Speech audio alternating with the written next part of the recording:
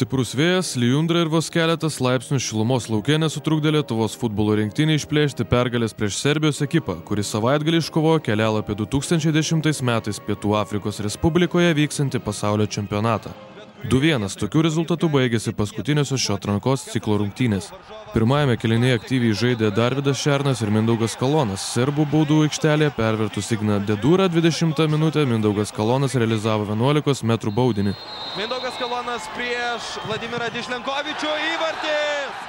Šios rungtynės galėjo ir neįvykti, rungtynių delegatas aikštės kokybę įvertino neigiamai, tačiau serbų prašymas ir pagrindinio teisėjo sprendimas komandoms leido sužaisti paskutinėsias ciklo rungtynės. Lietuvių skirtingai nei serbų permirkusi vėja neišmušė iš vėžių, taip pat kaip ir kelių pagrindinių žaidėjų nedalyvavimas. Tomas Danilevičius, Edgaras Česnauskas ir Vidas Alunderis rungtynės buvo priversti praleisti dėl diskvalifikacijos, o Davidui Šemberui buvo leista nežaisti dėl prastos aikštės kokybės.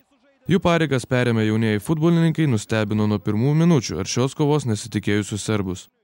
Pirmą kėlinį ir jie nesusitvarkė su mūsų greitais žaidėjais ir nesugebėjo nieko padaryti gynime. Buvo sekė klaida po klaidos ir jeigu mūsų rinktinės būtų realizacija, pirmą kėlinį buvo geresnė, tas rezultatas galėjo būti 4-0 ir 5-0. Taip kad nesugebėjome mušti, aišku, taip pat realizuojant tas progas, taip pat aš galvoju, kad ir mūsiškiams sutrukdė tos aikštės kokybė.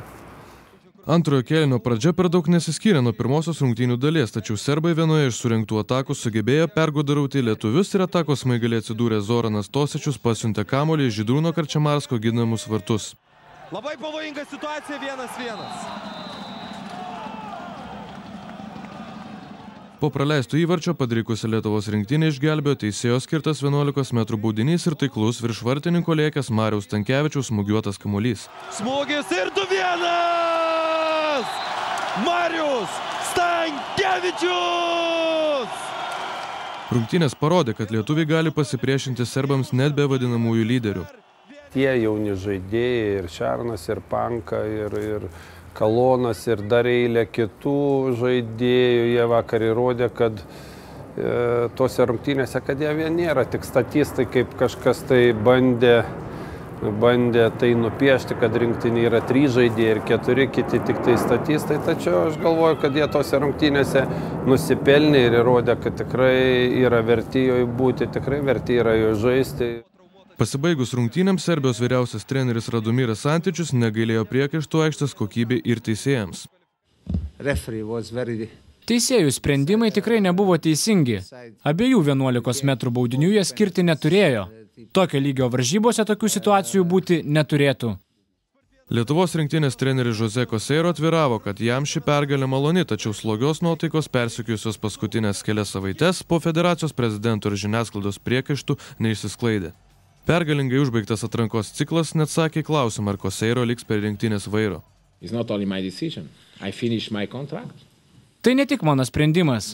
Šie 6 mėnesiai man buvo tikrai sunkus. Vadovauti 2 skirtingoms komandoms tikrai sudėtinga. Šį sprendimą aš priimsiu ne vienas. Aš manau, mums reikės rimtai pasišnekėti. Pirmą kartą kapitono raištis buvo patikėtas Genujos Sampdorijos žaidėjui Mariui Stankevičiui. Geriausias praėjusių metų Lietuvos futbolininkas prieš rungtynes ir jų metus stengiasi palaikyti komandos draugų kovinę dvasią. Svarbiausia, kad esam grupė, kad turim žaidėjus, kurie žaidžia vienas už kitą ir susirenka visi kartu, kad būtumėm iš tikrųjų komanda, kad žaistumėm už nacionalinę rinktinę, už Lietuvą iš tikrųjų ir tai mūsų yra pagarba jai. Ir kas be ko norėčiau labai padėkoti sirgaliam, kurie susirinko tokiu oru iš tikrųjų ir iš tikrųjų mums tikrai mes juos girdim, jie yra šalia mūsų ir mes tikrai jiems turėtume labai padėkoti. Ši pergalė tai svarbus psichologinis laimėjimas prieš 2012 metų Europos čempionato atrankos pradžią. Kitų metų vasarį bus traukiami burtai, po kurių paaiškės, su kuo teks lietuviams susikauti.